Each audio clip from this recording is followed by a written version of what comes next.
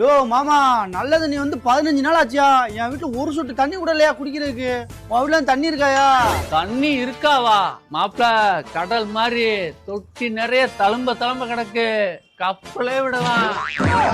யோ, அவன் தான் கக்கூஸ் போயிட்டு கழுவே தண்ணி இல்லாம இருக்கான். நீ எதுவும் தண்ணி வண்டி எதுவும் அடிச்சாயா?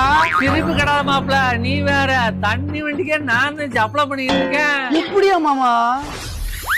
புரிஞ்சிட மாட்டேன் மாப்பிள.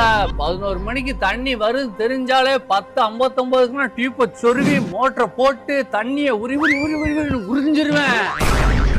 யோ, நீ இப்படி மோட்டரை போட்டு உரியறனாலதான் நம்ம ஏரியால யாரு வீட்லயும் தண்ணி இல்லாம செத்துக்கிட்டு இருக்காங்க. தாவுங்க, அது எனக்கு தேவையில்ல.